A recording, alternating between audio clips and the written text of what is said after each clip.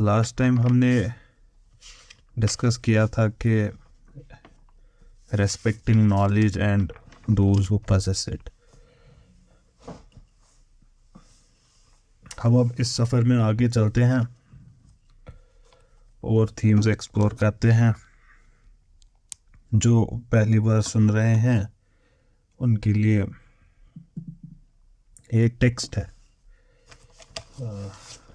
इमाम ज़रनूजी का लिखा हुआ क्लासिक है। ये 1200 के आसपास लिखा गया है, ईस्वी 1200। Instruction of the student.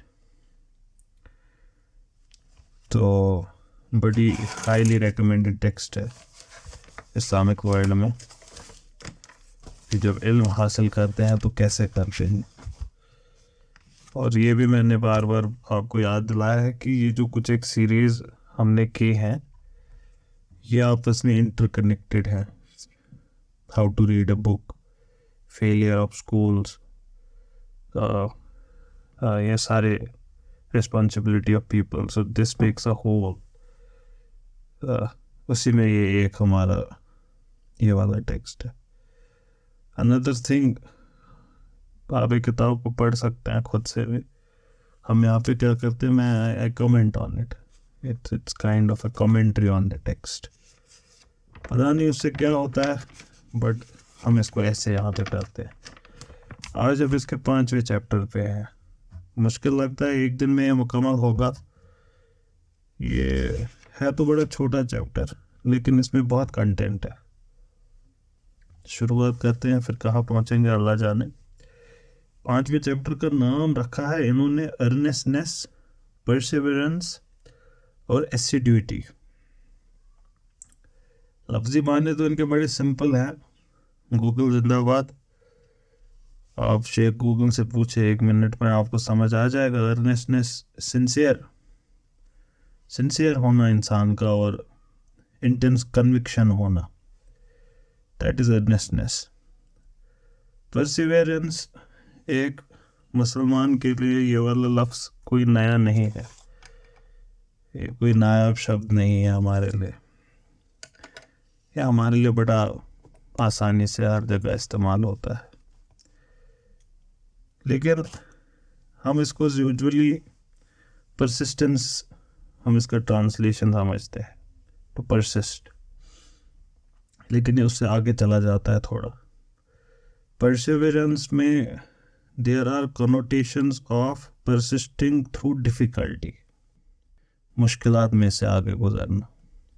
आसानी में से आगे गुजरना नहीं है, उसके लिए ये अप्रोप्रिएट वर्ड नहीं है। ये भी एक रीज़न है कि क्यों लैंग्वेज का इल्म होना बहुत ज़रूरी है। क्यों कोई वर्ड यूज़ हुआ कहीं पे कलाम पाक में, क्यों नहीं हुआ कोई और। यही छोटी डिफरेंसेस है। एक वर्ड के अंदर ही 100 मीनिंग्स होती हैं। अदरवाइज जैसे सब्र वर्ड है, इससे कामनेस भी हम डिराइव कर सकते हैं, और इससे ये परसिवरेंस भी डिराइव कर सकते हैं। सब्र दोनों कनोटेशन रखता है। तो simultaneously for your speech and to write, if you want to convey something, उसके लिए भी बहुत ज़रूरी हो जाता है लैंग्वेज का इल्म। तीसरा एसिडुइटी, ये बहुत इंपॉर्टेंट है, and this is something which we miss at least in our cultures, in all the eastern cultures unfortunately, and Muslim cultures in particular. Kashmiri culture में भी विदाउट डाउट हम ये कह सकते हैं कि this is one thing where we lack and lack badly. क्या होता है? This is constant and close attention to what one is doing। कहने का मतलब attention to detail। हमारे यहाँ एक नया क्या कहते हैं सिलसिला चल पड़ा है कि क्या फ़र्क पड़ता है, क्या फ़र्क पड़ता है से इंसान को नहीं दिखता कि हर एक फ़र्क इतना बड़ा नहीं होता कि वो दिख जाए। जब एक छोटा छोटा कतरा कहीं से गिरता है पत्थर पे, उस कतरे से क्या फ़र्क पड़ता है? कोई फ़र्क नहीं पड़ता उस पत्थर को। लेकिन जब वो 10 साल गिरता है, 20 साल गिरता है, तो फिर आपको पता है कि क्या फ़र्क पड़ता है। ओखली होती है ना घर में, जिसमें हम चटनी बनाते हैं कश्मीर में, फिर उसको कूटते हैं कूटते हैं कूटते हैं। घर में पुरानी ओखली देखना, अगर खुद 40-30 की उम्र है तो अगर आपके बचपन में कोई ओखली खरीदी थी उसको अब देखना, पहले कितनी छोटी थी अब कितनी बड़ी हो गई है, बाहर से नहीं उसका अंदर का पार्ट। तो और अगर शायद श्रीनगर में के जो शहरों के रहने वाले हैं उनको ना पता हो, लेकिन अगर कोई गांव में रहने वाला उनको ज़रूर पता होगा। वो एक ओखली तरीके की होती है, एक जो नलके के नीचे रखी जाती है ताकि छींके ना उड़े, छींटे सॉरी वो ना उड़े। आपने देखा है उसमें क्या हो गया होता है वक्त के साथ, उसमें एक छेद बन गया होता है पानी की वजह से। तो ये छोटी छोटी चीज़ें, अटेंशन टू डिटेल नेसेसरी है इंसान का, यही हमको इंसान बनाता है। जानवर अटेंशन टू डिटेल कभी नहीं करेगा, हमारा ये खो गया है। जैसे अगर हमको असाइनमेंट देना होगा, we will never beautify assignments, हो गया ना काम, रहने दो। और जो करेगा उसके लिए हमने अब एक वर्ड में डिवाइस किया है, इश्क। Otherwise they are the man of culture, those who beautify things whatever they do. खाना सर्व करेंगे बड़े सलीके से सर्व करेंगे। और जो ये लोग ऐसे कहते हैं कि चलता है, हकीकी मायने में उनके लिए भी नहीं चलता है। ये एक हिपोक्रेसी होती है हमारे दिलों में। ये हमें उस वक्त चलता है जिस वक्त we are giving, when we are at the receiving end at that time नहीं चलता है। एग्जाम्पल, रेस्टोरेंट में जब आपको खाना सर्व करें, साफ सुथरा ना सर्व करें तो यू वुड रिवोल्ट। हर जगह आप ऐसा ही करेंगे। जहाँ पे भी आपके लिए अटेंशन ऑफ डिटेल नहीं किया हो किसी ने, you are going to revolt. ये कैसे गिफ्ट दिया, इससे अच्छा दिया ही नहीं होता। Attention to detail missing. तो ये इस चैप्टर का नाम है। आगे हम इसको डिटेल में अब देखेंगे आगे क्या कहते हैं। ये शुरू करते हैं इन्हीं 3 वर्ड्स से, अर्नेस्टनेस, परसेवरेंस एंड एस्यूडिटी। कहते हैं कि इनके बिना इल्म हो ही नहीं सकता।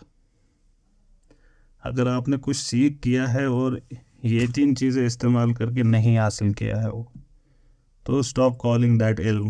वो इल्म नहीं है, कुछ और है। ये कहते हैं कि this is indicated in the Quran in the very words of God.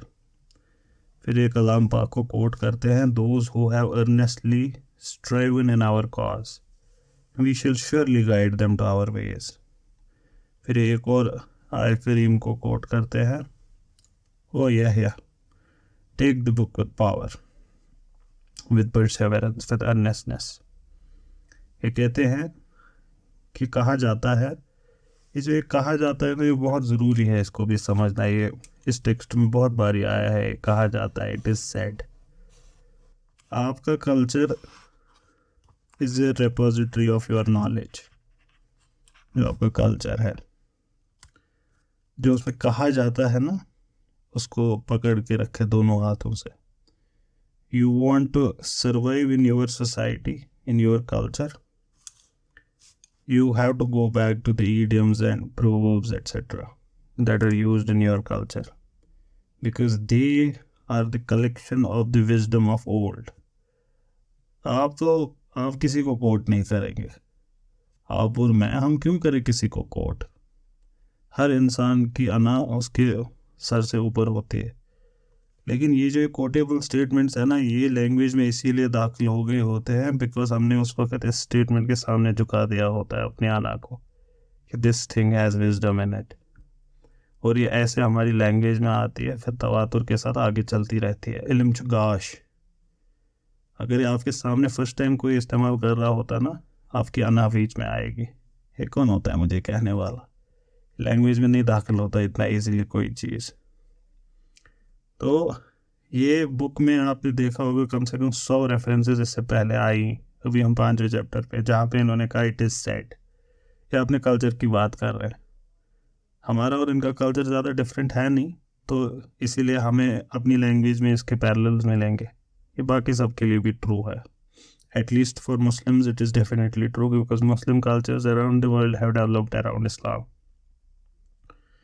तो इट इज सेड क्या, that he who seeks something, को कहते हैं ना हमारे यहाँ उर्दू में, लेके इसी चीज़ का, ये अरेबिक है, something and is industrious in doing so shell find it, वो उसको हासिल करेगा ही करेगा।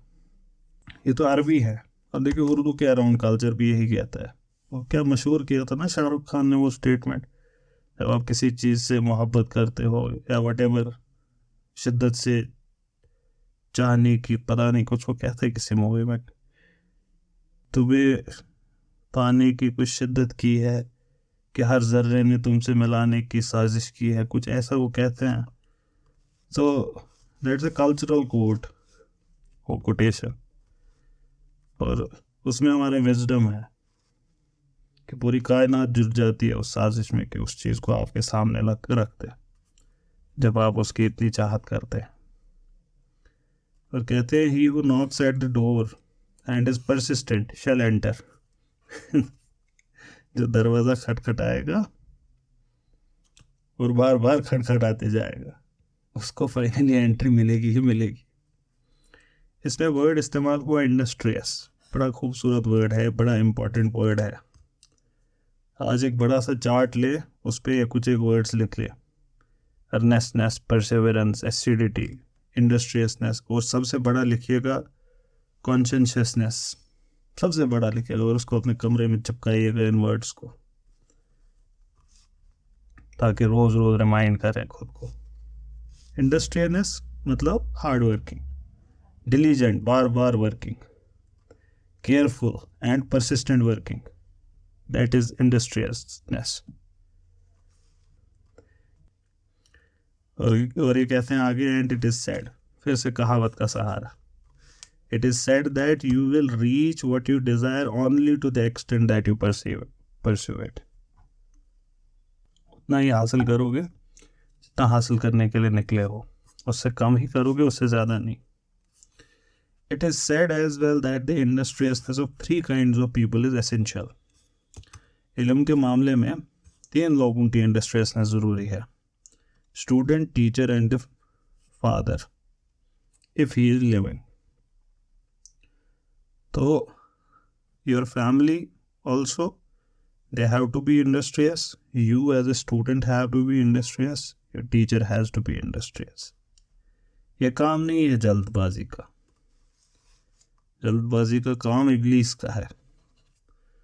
ये बातें आपको जो कह रहे हैं ना इमाम ज़रनूजी जी, आज से 1200 साल पहले, कहा जाता है आज के साइकोलॉजिस्ट वही काम कर रहे हैं जो पुराने ज़माने में बुजुर्ग किया करते थे, सूफिया किराम हमारे जो थे वो किया करते थे। जब आज के ज़माने में किसी को कोई मेंटल इलनेस होती है तो हम उसको कहते हैं इसको साइकेट्रिस्ट को दिखाओ, she has a mental problem, he has a mental problem, take him to a psychiatrist. I know a very famous psychiatrist. अगर ये मसला आपके पास खुदा न खास्ता 800 साल पहले किसी का होता तो क्या करते तब? टेक हिम टू ए बुजुर्ग, ये करते। इमाम गजाली, when he had his nervous breakdown, where did he go? He went to the सूफिया किराम।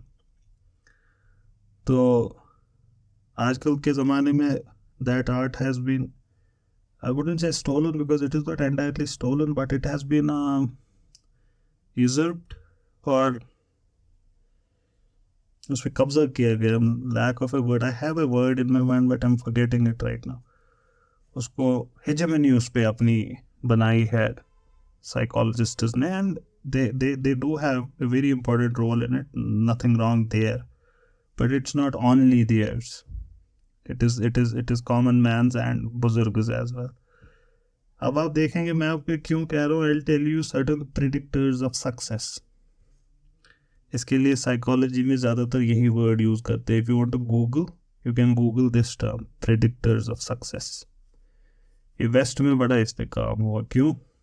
क्योंकि कैपिटलिस्ट एनवायरनमेंट है, not using capitalist in a negative sense, कि मतलब उनकी फलसफे का नाम दे रहा हूँ कैपिटलिस्ट। तो उसमें maximising profits is very important, और प्रॉफिट्स मैक्सिमाइज करने के लिए आपको जो हायर करने हैं लोग, you want to hire the best. How do we know who is the best? Now we have to predict success. This is what you mean by who is the best. मुझे एक job कराना है, मैं ये सारा से कराऊँ, Shiba से कराऊँ, इकरा से कराऊँ, शाकिर से कराऊँ. So I have to choose one. So I have to predict who would be the most successful. So predictors of success. Now you can literally Google this term, predictors of success, and you will find different things coming up. So psychologists, they were hired and they would tell them, they started researching. ये उनके यहाँ क्यों हुआ? क्योंकि वहाँ सबसे ज़्यादा इसका इस्तेमाल था. तो what did they come up with? They came up with a lot of things, जैसे IQ. IQ is a determinant of success. तो IQ पे वर्क हुआ. आपको पता ही होगा, आपके यहाँ मशहूर है EQ, इमोशनल क्वोशंट. ऐसी बहुत सारी चीज़ें उन्होंने डेवलप की.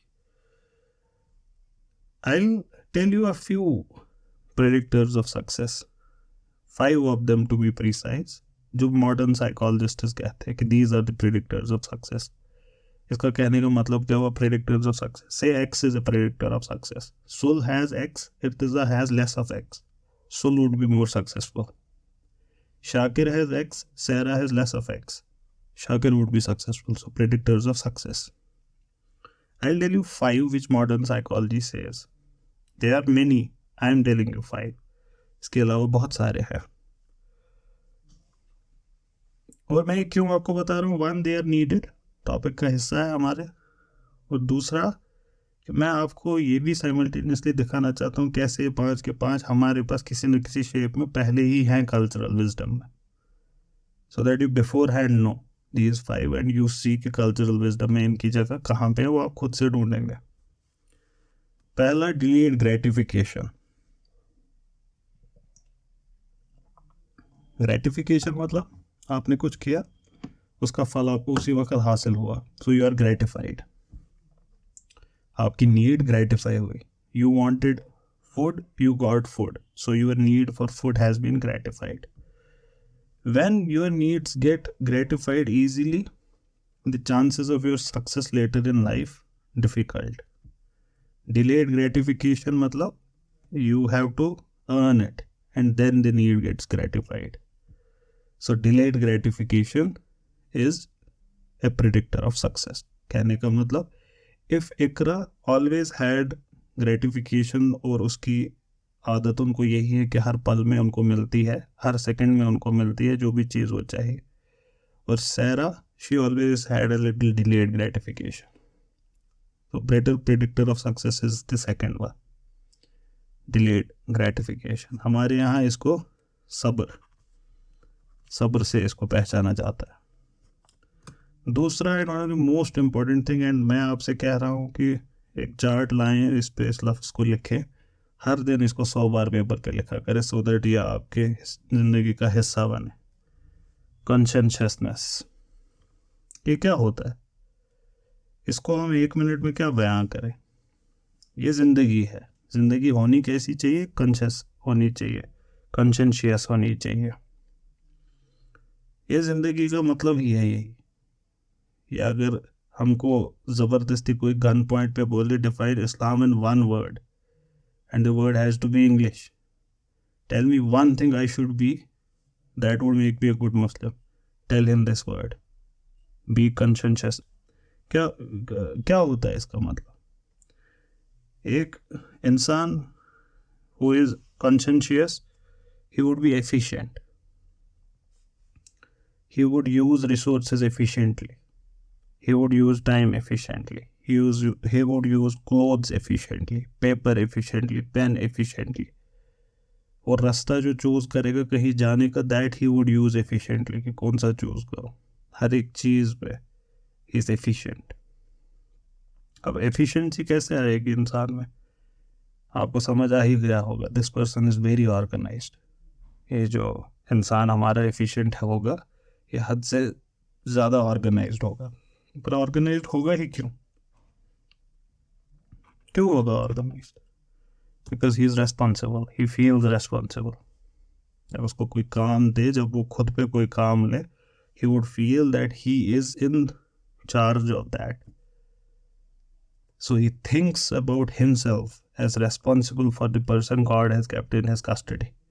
So I, Sulkak, is a person who is in the custody of this Sokak, that is me, and I am responsible for its upbringing in the sight of God. He is very responsible. इसका opposite क्या हुआ? जो हम लोग हैं by and large, easy going है, चलता है, disorderly, कभी भी कुछ भी करके उठ के चलो अभी पढ़ लेते, चलो अभी घूमने जाते, कुछ भी कभी भी हमारे यहाँ कुछ भी चलता है, just do it, नाइकी कहता है हमको. इसका opposite. आप समझ रहे होंगे that these are the people who plan ahead. They plan ahead for 1000 years अगर उनकी ज़िंदगी होती इतनी लंबी तो. But they plan ahead. दूर उनकी नज़र होती है. आपकी लैंग्वेज में आपकी कल्चरल रेफरेंस क्या है? दूरंदेश होना चाहिए इंसान को. They take things seriously. किसी चीज़ को मजाक में नहीं लेते हो. ये इसका कहने का मतलब बिल्कुल भी ये नहीं है कि वो मजाक नहीं करते. मजाक को मजाक ही समझते, लेकिन जिस चीज़ को मजाक नहीं समझना उसको वो मजाक नहीं समझते. दे डोंट डू फॉर्मेलिटीज, जिसको हम कहते हैं. वो जिसको आप फिर फॉर्मेलिटी कहते हैं वो उसको फॉर्मेलिटी नहीं समझ के करते, वो उसको जिम्मेदारी समझ के करते हैं. They are careful, they are diligent, their life is a disciplined one, and they are people who you can depend upon. Dependable लोग होते हैं. अब ये नटशल में एक अच्छा मुसलमान, ये उसकी डेफिनेशन है.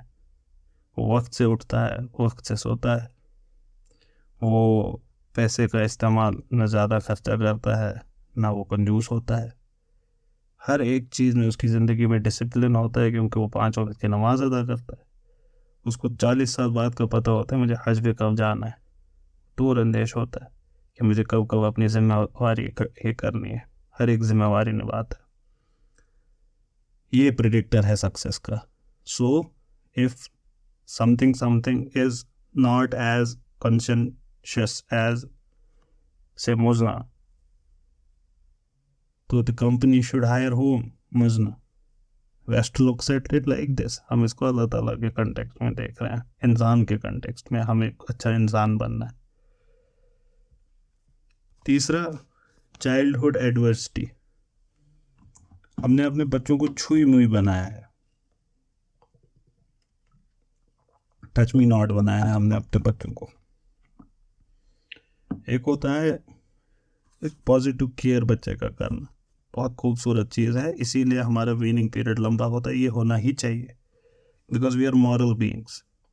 तो हमारे अंदर वो इनकलकेट करते हैं मॉरल, वो वीनिंग पीरियड जो हमारा लंबा होता है. लेकिन इसमें हमने क्या किया, हमने जो वो कुमार होता है, जो पॉटर होता है, वो उसके वो पहिया घुमा रहा होता है, उस पर वो मिट्टी का होता है और मिट्टी से वो बर्तन बनाता है. ये मिट्टी जो है जिसमें भी शेप नहीं आया है, ये आपका बच्चा है. और ये जो इसका घड़ा फाइनली बनेगा, ये आपका बच्चा जो बालिग हुआ है. लेकिन ये बनाने के लिए 2 चीज़ें ज़रूरत है. अंदर से हाथ रखना ज़रूरत है, ज़रूरी है, और बाहर से इसको डंडे से मारना ज़रूरी है, हल्के हल्के, या नकल्स इस्तेमाल करना. दोनों तरीके इस्तेमाल करते हैं. Western potters they use knuckles, Indian potters use rod.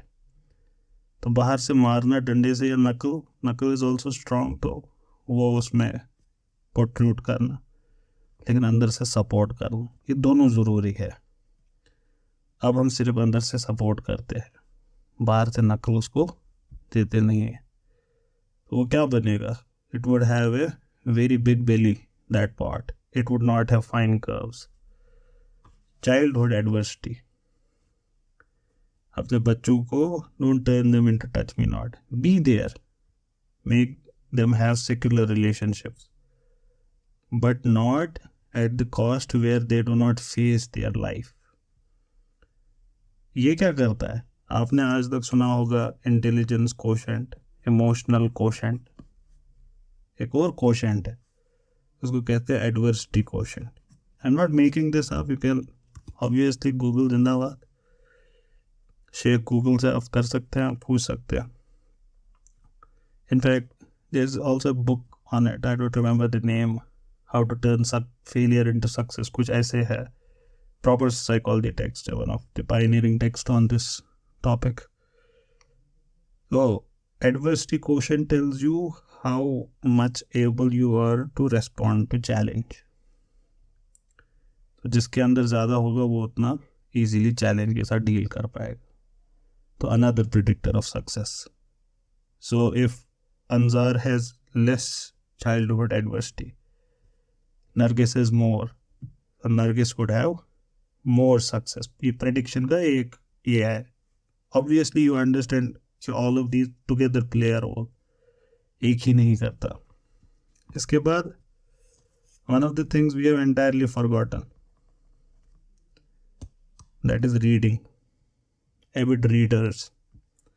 So if there is a person who is well read as compared to another one, better predictor of success, avid reader। ऐसा क्यों है? We do not understand why, but we understand how। ये जो readers होते हैं ये देखा गया है कि they are more intelligent। अब इंटेलिजेंस के बारे में आपको एक चीज़ बताऊं, हमारे पास कोई ज़्यादा एविडेंस नहीं है कि आप अपनी इंटेलिजेंस बढ़ा सकते हैं। IQ बढ़ने के चांसेस बहुत कम होते हैं, लेकिन ये हमको पता है हाँ बचपन में होते हैं। When you are like growing up, जब बड़े हो गए, जो हमारी उम्र है, इसमें IQ बढ़ाना मुश्किल है। अलबत्ता जितनी IQ हमारी होती है वो प्रैक्टिकल पर्पसेस के लिए एनफ होती है। अनलेस अनटिल यू हैव वो उनको फिर बीमारियाँ ही हम कहते हैं, they are syndromes. Normal humans they have good IQ।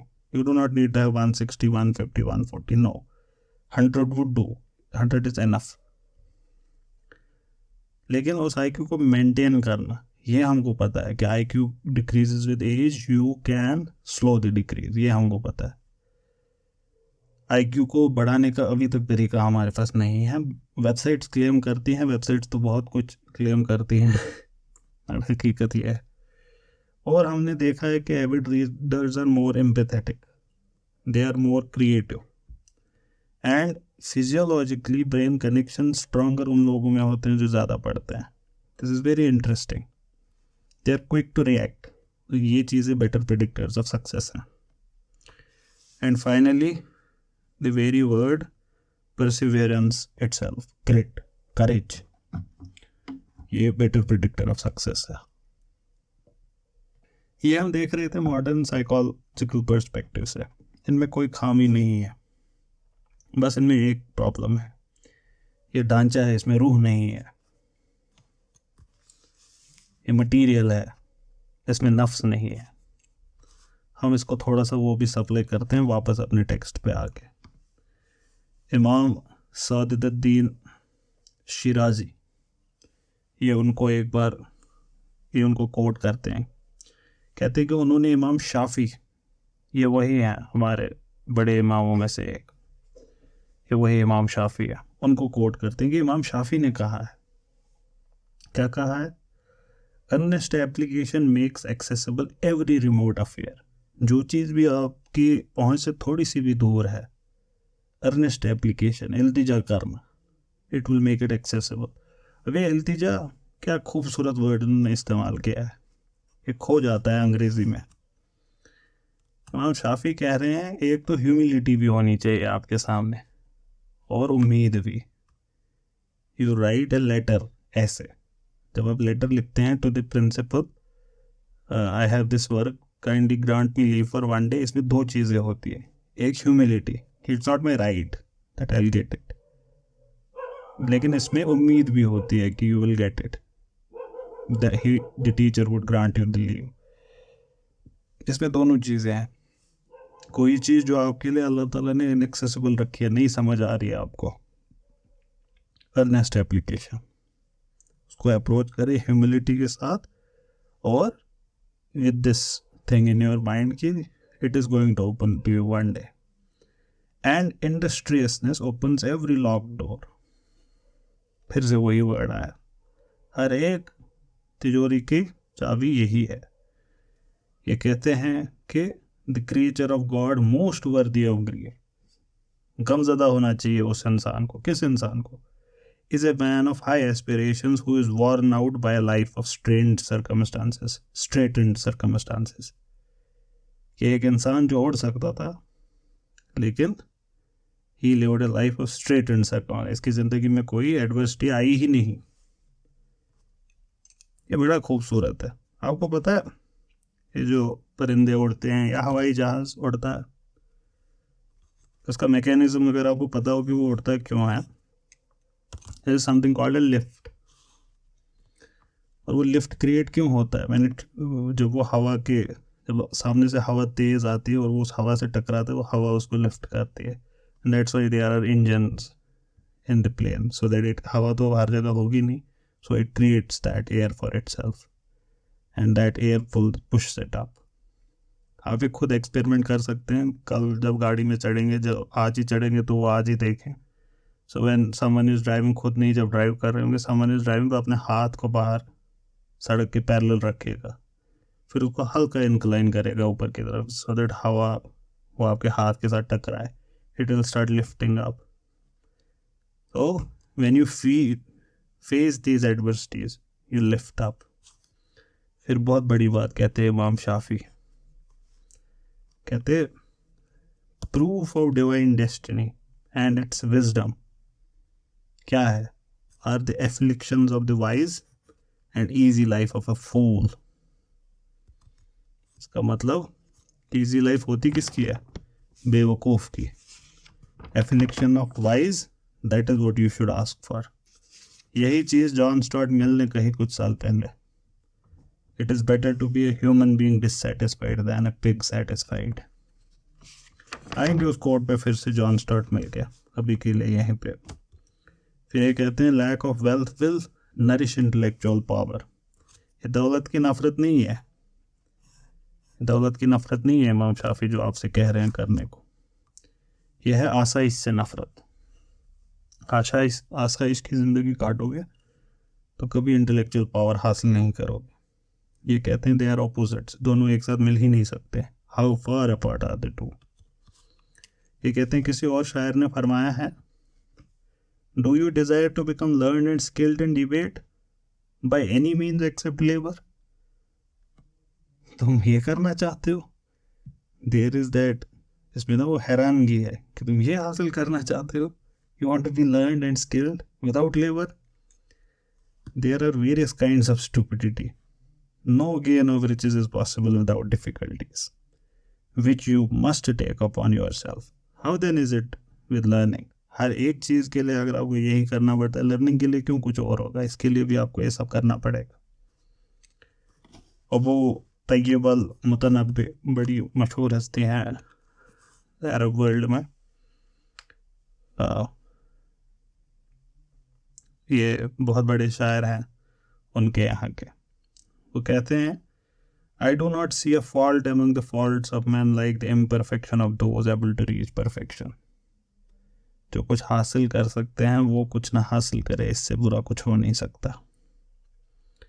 It is essential to in the seeking of knowledge to maintain a vigil throughout the nights. रात भर जागना ज़रूरी है। इसको हमारी कल्चरल रेफरेंस क्या है कश्मीरी में? रातन तील ज़ालम, यूज नाइट्स। ये मुतनब्बे इन्हीं की पोएम को कोट करते हैं, कहते हैं through much toil do you gain high distinction. हवाओं से टकराओगे, ऊपर ऊपर उड़ते रहोगे।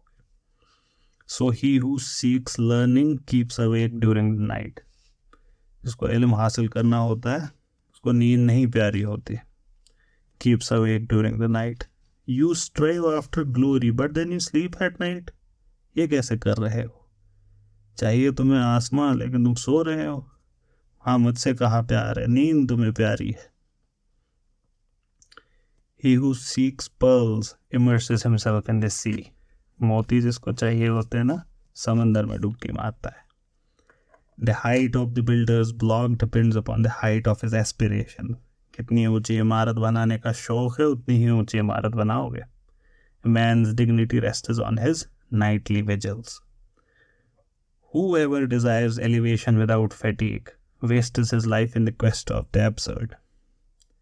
फिर ये कहते हैं, I have forsaken sleep at night to win your satisfaction, O Lord of Lords. So let me attain the acquisition of knowledge. अल्लाह ताला से कहते हैं, I have forsaken sleep for you and let me reach the utmost degree of accomplishment. ये भी कोई नया इल्म आपके लिए है नहीं। जिनके लिए आप अपनी रातें गंवाएंगे ना, वो आपको मिल जाएंगे, हासिल हो जाएंगे आपको वो लोग जिनके लिए भी आप अपनी रातें गंवाएंगे। या आप देखें अपनी ज़िंदगी में कि रात को अल्लाह ताला ने तासीर रखा है, रात में जिस पे भी इस्तेमाल करोगे वो हासिल है। हम इसको ज़्यादातर किस चीज़ के लिए इस्तेमाल करते हैं वो हम सब जानते ही हैं। तो खैर, आपको यहाँ पे ज़्यादातर लोग जो सुन रहे हैं, मोस्ट ऑफ योर मुस्लिम्स, क़ियामुल लैल का तो आपको पता ही होगा कंसेप्ट। लफ्ज़ी माने तो रात को खड़ा होना। सही मुस्लिम या सही बुखारी का हदीस है, हुज़ूर पाक सल्लल्लाहु अलैहि वसल्लम ने फरमाया कि सबसे अच्छी इबादत after daily prayers of course it is the night prayer, रात की इबादत। सूरे मुज़म्मिल में अल्लाह ताला फरमाते हैं, अगर आपको ध्यान हो, पहली ही आयतें हैं जितना मुझे ध्यान है, अल्लाह ताला हुज़ूर सल्लल्लाहु अलैहि वसल्लम को मुखातिब फिर उनसे कहते हैं कि उठे रात को और इबादत करें और रिसाइट करें कुरान। लेकिन ये this is not what I want to tell you. What I want to tell you is after this आया अल्लाह ताला वजह कहते हैं उनको कि क्यों ऐसा करना है आपको, क्योंकि soon we are going to burden you with a heavy word। मुश्किल सफ़र आने वाला है। ये सूरा है मक्की, दैट मीन्स ये अर्ली मक्कन सूरज में से एक है। मुश्किलात अभी आने वाली थी, फिर आपको पता ही है सारी मुश्किलात जो भी आई, तो अल्लाह ताला ने क्या कहा हुज़ूर सल्लल्लाहु अलैहि वसल्लम को, आने वाली हैं, तो उसके लिए आपको तैयार कर रहे हैं। That means when you are going to bear a heavy burden, what do? You stand by night and pray and recite. बड़े कामों के लिए रात को उठना ज़रूरी है। दिस राइजिंग बाय नाइट, अल्लाह ताला कहते हैं कि ये क्यों है ज़रूरी, क्योंकि it is suitable for your hearts resolve. ये आपको मजबूती देगा। Grounding of your feet can happen only because of this. ये आपकी ज़िंदगी का जो पर्पज़ है ये उसको स्ट्रेंथन करेगा। And for speech is correctness, that means आपको डिसिप्लिन करेगा, आपकी सोल को डिसिप्लिन करेगा रात को उठना। अब इसमें भी बड़ा एक और हिकमत है। काफ़ी सारे लोग रात को उठेंगे, दिन में उठेंगे ही नहीं। ऑब्वियसली उनके लिए जो दिन में उठे हुए हैं जिन्होंने 5 नमाज़ें अदा की, उनके लिए क़ियामुल लैल। तो पहले दिन को फुल यूटिलाइज करें, अल्लाह ताला ने लंबा चौड़ा दिन दिया है, उसको यूटिलाइज करें। फिर आगे रात के लिए भी देख लेते हैं। ये फिर से कहावत कोट करते हैं, बड़ी खूबसूरत कहावत है ये। फिर कहते हैं your night is your vehicle.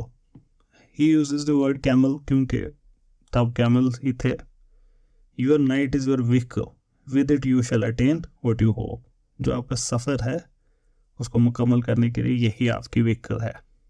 फिर इमाम ज़रनूजी फरमाते हैं कि मैंने भी एक शायरी लिखी है, फिर कोट करते हैं खुद को। He who desires to carry out all his aspirations should use his night as a camel on his road to reach them। अब ये कैसे करे? Diminish your food in order to maintain a vigil। कम खाएं if you wish my friend to attain perfection।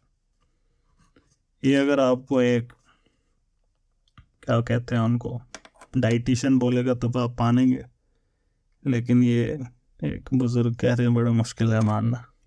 खैर, ये कहते हैं कि कहा जाता है, इट इज़ सेड, फिर से cultural wisdom, he who keeps watch at night will rejoice in his heart during the day.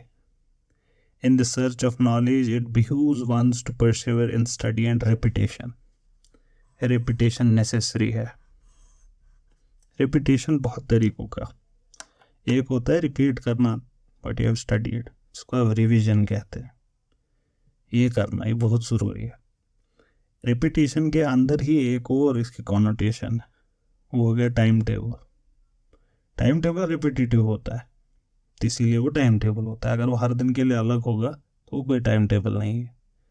Time table आपकी ज़िंदगी में रेपिटेशन लाएगा, वक्त से कल और आज, वक्त से सुबह और शाम, वक्त की हर शय गुलाम। रिपीटेशन. हमारे जो ये रूम्स हैं, they have helped a lot of people. One of the reasons is their repetitive nature. काफ़ी सारे लोगों को ये नहीं पता कि उनकी ज़िंदगी में इस रूम की वजह से रूटीन आया है, because they attend this room every day and this makes there एक छोटा सा पर्पज़. पिछले 2 घंटों का पर्पज़ आपका ये होता है, पिछले 2 घंटे आपके इसके हिसाब से चलते हैं. जो भी आप में से इसको मेक्स इट अपॉन हिम और हासिल कि मुझे ये अटेंड करना है, आप सब अगर देखें पिछले 2 घंटों का पर्पज़ आपका सेट हो गया होता है and you start working towards this room. वो आपको रूटीन देता है. रिपीटेशन बहुत ज़रूरी है. इस वजह से मैंने एक सेशन किया था टाइम टेबल पे, तो आप में से जिन्होंने वो अटेंड किया, अल्लाह ताला ने भी इसीलिए हर एक चीज़ में टाइम टेबल रखा, हर एक चीज़ में. दिन और रात, सीजन, साल, सब टाइम से, महीने टाइम से. रमज़ान के रोज़े आप नहीं रख सकते कभी भी. आप रोज़ा रख सकते हैं कभी भी, लेकिन उसमें भी अपना टाइम होगा कब से कब तक. लेकिन रमज़ान का रोज़ा हर दिन नहीं रखा जा सकता. ये एक फ़िक्स टाइम पे ही रखा जा सकता है. नमाज़ें फ़िक्स टाइम पे. रुकू सजदों के बीच नहीं हो सकता. ये उसी वक्त होगा जिस वक्त इसको करना है. एवरीथिंग. ये कहते हैं both at the beginning of the night and at its end, for the time between dusk and hour of dawn is the blessed time. अल्लाह ताला की बरकत होती है इस वक्त पे. कहते हैं इस पे भी कहा जाता है, ये देखिए पूरा cultural wisdom. O seekers of knowledge, occupy yourself with reverence for God, avoid sleep and leave off satisfying your hunger. ये अवॉइड स्लीप, ये sloth, this is a characteristic of sloth, and satisfy your leave of satisfying your hunger. यह है एक glutton का character. आएंगे उस पर भी. ये जो मैंने 2 वर्ड्स इस्तेमाल किए. फिर क्या कहते हैं, then persevere in study, do not cease from it. इसको लगातार करें. And do not cease from it, for learning exists and grows through study only. फिर ये कहते हैं कि इस सफ़र में जब आप निकले, make use of your early days. कहने का मतलब अपनी जवानी को अच्छे से इस्तेमाल करें. इसको आप बहुत सारी चीज़ों पे उड़ा सकते हैं, इस जवानी को. ये अल्लाह ताला का एक बैंक बैलेंस है, सीडिंग मनी है. सीडिंग मनी तो समझते होंगे, मैं मनी टू स्टार्ट बिजनेस, ये वो है अल्लाह ताला का. इसको आप जहाँ इन्वेस्ट करेंगे वैसे आपको मिलेंगे बेनिफिट्स. अब बहुत सारे तरीके हैं इसको इन्वेस्ट करने के. इल्म में करेंगे तो वैसे बेनिफिट्स मिलेंगे. देखिए too much work that would make Jack a dull boy, ये भी नहीं कहा जा रहा है, लेकिन हमारे यहाँ ऐसी बहुत कम मिसाल है, तो इसीलिए हम दूसरी बात ही कहेंगे कि यही कहा जा रहा है, बी अ डल बॉय, वो बेहतर है. खैर, अर्ली यूथ और एडोलसेंस को इसके लिए इस्तेमाल करें. ये बहुत इंपॉर्टेंट है, क्योंकि अब हम अंडरस्टैंड करते हैं intelligence doesn't grow after that. फिर से cultural wisdom, it is said, by the amount of work you do you will obtain what you strive for. That means what you strive for, how much of it you will get is directly proportional to amount of effort you put in. So he who strives for a goal, he will necessarily stay up by night. Make use of the days of early youth, for verily the period of youth does not remain with you forever. ये वक्त नहीं आएगा, फिर से चला जाएगा. ये देखिए, फिर मैं जो आपसे अभी कह रहा था कि it doesn't mean that you have to become a dull boy. ये कहते हैं in order to pursue knowledge one should not exhaust oneself. खुद को तबाह भी नहीं करना है, nor weaken oneself, so that one cuts oneself from work. अब देखिए, इसमें भी पर्पस दिया आपको कि क्यों रखना है अपनी सेहत का ख्याल इस सब में, ताकि इल्म हासिल करने के चक्कर में इल्म की ही नफरत ना हो जाए. बीमार पड़ो फिर इल्म कैसे हासिल करोगे, क्योंकि इल्म हासिल करना है, इस वजह से आपको सेहत में भी रहना ज़रूरी है. On the contrary, one should practice temperance in this respect. Temperance मतलब moderation, the middle path. Gautam Buddha का, गौतम बुद्ध ने क्या कहा था, tread the middle path. Aristotle का गोल्डन मीन निकोमाकियन एथिक्स में हर दो एक्सट्रीम्स के बीच एक जो बीच का होता है वो गुड होता है, कंजूसी और एक्स्ट्रावैगेंस के बीच में सही खर्चा, फजूल खर्ची और कंजूसी के बीच, रेकलेसनेस और टिमिड होने के बीच में courageous. This is golden mean. हुजूर पाक सल्लल्लाहु अलैहि वसल्लम ने भी यही फरमाया। क्या फरमाया? उन्होंने कहा कि this religion of mine is solidly grounded, enter into it with moderation, middle path choose करके। Do not make hateful to yourself the service of God. Very important, very very important. हमने अपने पढ़ाई को इतना डिफ़िकल्ट कर दिया होता है, अपने मज़हब को इतना डिफ़िकल्ट कर दिया होता है कि नफ़रत हो जाती है मज़हब की। तो क्या कहा कि खुद पे जुल्म ना करें। Don't make your self hated. हुजूर पाक सल्लल्लाहु अलैहि वसल्लम ने फरमाया, ये कोट करते हैं उनको, your mind is your riding beast, hence use it with moderation. जिस जानवर पे आप, तो चलो गाड़ी है तो गाड़ी पे भी अप्लाई होता है, तब राइडिंग बीस्ट जिस जानवर पे आप चल रहे होते थे, यूज इट विद मॉडरेशन। क्यों? क्योंकि ज़्यादा चलाओगे वेयर एंड टियर ज़्यादा तेज़ चलाओगे ज़्यादा खतरे, ज़्यादा एक्सीडेंट होने के चांसेस, मशीन के ख़राब होने के ज़्यादा चांसेस, जानवर के केस में उसका थकना, यहाँ पे तेल ख़त्म होना जितना तेज़ एक्सेलरेट करोगे, ये सारी चीज़ें हुजूर पाक सल्लल्लाहु अलैहि वसल्लम ने कहा अपने दिमाग को मिकदार में इस्तेमाल करें। और ये बहुत ज़रूरी है। मैंने आपको इससे पहले भी बहुत बार बोला है कि सोशल मीडिया और न्यूज़ से दूर रहें। रिसर्चर्स शो कि कुछ सदी पहले में जो इंसान एंटायर लाइफ में डेटा देखता था, वो डेटा कुछ दिन में मॉडर्न मैन देखता है। Number of pictures a modern man sees it a day or two is more than what people a few hundred years back would see in their entire lives. Now, if you are seeing that much of data, उस data में से कितना retain कर पाएंगे बहुत मुश्किल है। अगर आप कम डेटा के साथ ज़्यादा टाइम स्पेंड कर पाएंगे, उस पर महारत हासिल होगी। आपका दिमाग जो है, it is like a riding beast, हुजूर सल्लल्लाहु अलैहि वसल्लम फरमाया, थक जाएगा। फिर जब आप पढ़ने के लिए बैठेंगे उसमें नहीं रिटेन कर पाएंगे ज़्यादा, बिकॉज माइंड ने दिन में बहुत कुछ देखा है इसने दिन में। ये कह रहे कि बस अब रहम करो, अब मुझे सोना है। One of the reasons you want to sleep 8 hours 9 hours 10 hours 12 hours is this. आप किसी भी साइकोलॉजिस्ट से बात करें, वो आपको ये बता देगा कि amount of data you have in your mind during the day is directly proportional to the amount of sleep you will need in the night. In fact sleeping को कहा ही जाता है इज एक्चुअली साइकोलॉजिस्ट्स की तरफ से कि ये एक्चुअली डेटा को रात को कंपाइल करता है। ये जर्नल एंट्री से अब इसको लेजर में ले जाएगा रात कर इसको कंसोलिडेट करता है। ये पूरा इन्फॉर्मेशन ये इस डिब्बे में जाएगा, ये इस डिब्बे में जाएगा। तो ये कितना टाइम आपको लगेगा? जितना डेटा आपने दिन में एक्वायर किया है, उतने डेटा को रात को दिमाग साफ करता है। तो जितना डेटा इसको देंगे उतने को साफ करेगा। अब आपके घर में मेड है, उससे पूछें कि कौन सा दिन आपको अच्छा लगता है, जिस दिन ज़्यादा काम होता है, जिस दिन कम काम होता है। आप खुद देखें किस दिन उसका मूड चिपचिपा होता है, जिस दिन उसको ज़्यादा काम होता है, जिस दिन उसको कम काम होता है। ये अपने दिमाग के साथ भी करें, अल्लाह के वास्ते इस पर रहम करें। इसका मतलब फिर से ये नहीं है कि दूसरे एक्सट्रीम पे जाएं कि अब मैं सब डिलीट कर दूंगा या कर दूंगी, ऐसा भी नहीं है। हुजूर पाक सल्लल्लाहु अलैहि वसल्लम जो फरमाया वही करें। Temperance, moderation. यूज़ भी किया, मैसेज भी किया, पोस्ट भी किया, 2 मिनट रील्स भी देखी, कोई दिक्कत नहीं है। लेकिन आपको पता है reels, this is also studied psychological phenomena. Reels का कंसेप्ट आया कहाँ से? The concept came with this, ये जो ये स्क्रॉलिंग है, इनफाइनाइट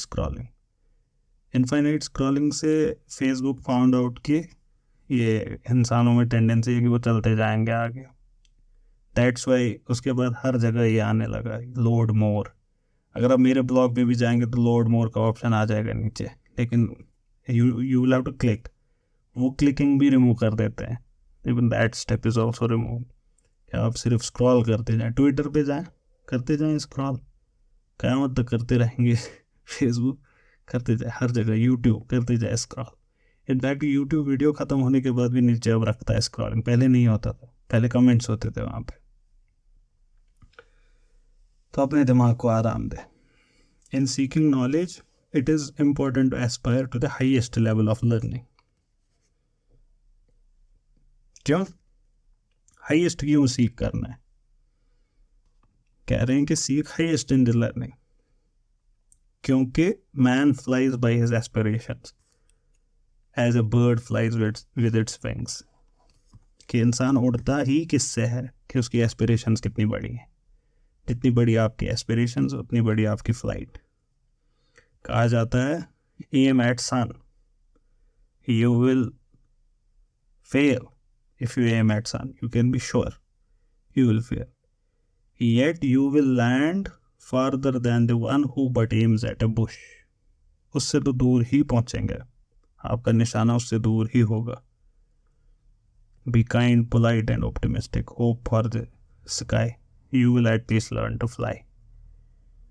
ये फिर से मुतनब्बे को कोट करते हैं, कहते हैं Decisions are arrived at according to the status of deciders. कि फैसला जब आप करेंगे, फैसला वैसा ही कर पाएंगे, जो आपका स्टेचर है वैसा ही कर पाएंगे। Generous deeds according to the open handedness of generous. कि कितने जेनरस हो उसी हिसाब से जनरॉसिटी दिखा पाएंगे। Small things are great in the eyes of small person and great things are small in the eyes of the great. क्या छोटी चीज़ें ये छोटे इंसान के लिए बड़ी है, बड़ी चीज़ें बड़े इंसान के लिए छोटी है। मैं आपको एक छोटा सा किस्सा सुनाता हूँ बायज़ीद बस्तामी का। ये एक्चुअली इंसिडेंट शम्स तबरेज़ी और मौलाना रूमी की मुलाकात का है। तो मुलाकात होती है, पहली मुलाकात है। मौलाना रूमी बहुत बड़ी स्कॉलर है, पहुंचे हुए हस्ती हैं, आगे लोग पीछे लोग, दो शहरों से आए हुए हैं लोग सवाल पूछने के लिए। और शम्स तबरेज़ी पहुंचे हुए बुजुर्ग, बहुत बड़े सूफी, सामने एक बड़े स्कॉलर हैं और ये सवाल पूछने आते हैं। कहते हैं मौलाना सवाल है एक। कहते हैं पूछिए। पहले तो लोग पीछे हटा दें शम्स को, ये क्या आ गया, ऊपर से नीचे तक शेव उठते, बाल हटाए हैं, मूछें हटाई हैं, दाढ़ी हटाई है, आईब्रोज हटाएं, एक बाल नहीं है चेहरे पे, सब कह रहे पागल है, हटा दो इसको। लेकिन मौलाना समझ जाते हैं कि आम इंसान नहीं है, कहते हैं हेलो हेलो करते हैं उनको। अब सवाल कहते हैं कि उस्ताद सवाल ऐसा है कि बायज़ीद बस्तामी को जानते होंगे। बायज़ीद बस्तामी ने कहा कि मैंने खुदा को जानने की कोशिश की और मैंने जान लिया। I have understood God. तो शम्स कहते ये मौलाना कहते हैं हाँ हम बिल्कुल सही बात है, उन्होंने कहा ऐसा। कहते हमारे आका हुजूर सल्लल्लाहु अलैहि वसल्लम ने फरमाया कि मैंने खुदा को समझने की कोशिश की, कुछ न समझा। मौलाना कहते हैं हाँ ये बात भी सच है। तो शम्स कहते बड़ा बुजुर्ग कौन? ये रेटोरिक सवाल है। बड़ा बुजुर्ग हमको पता है, बाद खुदा बुजुर्ग तो ही किससे मुख्तसर है। अल्लाह ताला के बाद जो शान है वो हुजूर पाक सल्लल्लाहु अलैहि वसल्लम की है, ये किससे मुख्तसर है? सवाल है कि कैसे। मौलाना रूम जवाब देते हैं कि बायज़ीद बस्तामी का जो प्याला था, ये जो खुदा को समझने के लिए निकले, अल्लाह ताला ने उस प्यारे को भर दिया और वो आगे अपना प्याला भरा हुआ कि मेरा प्याला भर गया है, मुझे सब समझ आ गया। हुजूर पाक सल्लल्लाहु अलैहि वसल्लम का प्याला इतना बड़ा है कभी भर नहीं सकता, जानते वो सबसे ज़्यादा हैं, लेकिन प्याला इतना बड़ा है कि वो भर नहीं सकता। Small things are great in the eyes of the small and great things are small in the eyes of the great. फिर ये कहते हैं कि इल्म हासिल करने में the chief aids are industriousness and high ambition. Industriousness and high ambition. ये आपके यहाँ आपके कल्चरल विजडम में अल्लामा इकबाल ने फरमाया था, यकी मोहकम, हाई एम्बिशन लेकिन स्ट्रॉन्ग, मोहकम, अमल पे हम, इंडस्ट्रियसनेस, मोहब्बत फातिहा आलम। जहाद जिंदगानी में यही है मर्दों की शमशीरें। So the chief aids of acquiring things are industriousness and high ambition. ये कहते हैं he who aspires to memorize all the books of Muhammad ibn al-Hasan, for example, and ये आपकी aspiration है, and its industriousness and perseverance to it, he will surely retain greater part of the books, or at least half. एक तो आपकी चाहत बहुत बड़ी है और आपकी कोशिश बहुत बड़ी है, you will do it. But if one has high aspirations but does not have industriousness, या मेहनती है but doesn't have aspiration, he will not attain except a small amount of knowledge. कुछ नहीं हासिल कर पाएंगे। फिर ये इमाम राज़ी अल-नैसाबुरी को कोट करते हैं, उनकी किताब मकारिम अल-अखलाक, एक्सीलेंस ऑफ कैरेक्टर, फिर उसमें कोट करते हैं कि जुल्करनैन आप जानते हैं कुरान में इनका जिक्र है कि ये उनके बारे में कहते हैं इमाम राज़ी कि he intended to make an expedition in order to become master of east and west. अब अपने वक्त के बुज़ुर्गों से वो पूछते हैं कि क्या करें, कैसे करें, तो उनसे सवाल करते हैं, the learned man of his time, why shall I make an expedition for such a portion of my empire. क्यों करूँ मैं, द वर्ल्ड इज स्मॉल, ख़त्म हो जाएगी कल, the rule of world is a contemptible thing, नहीं करना मुझे। This expedition is not a noble way to exert oneself. लेकिन the learned men of his time, they responded, करें तब भी, make the expedition in order that you may have possession of the present world and the hereafter. दोनों को हासिल करें। तो फिर वो कहा, हाँ, this is good. हुज़ूर पाक सल्लल्लाहु अलैहि वसल्लम ने फरमाया, surely God the exalted loves noble undertakings. जब आप कोई अच्छा काम करने निकलते हैं अल्लाह ताला को बहुत पसंद आता है, एंड ही अबोर्स कंटेम्प्टेबल वंस, छोटे मोटे काम ये नहीं पसंद अल्लाह ताला को। And it is said, do not make haste in your affairs but proceed slowly, सब्र, for nothing will straighten your stick like a slow fire. फिर से cultural wisdom, nothing will straighten your stick like a slow fire. इंशाअल्लाह कल इसको continue करेंगे।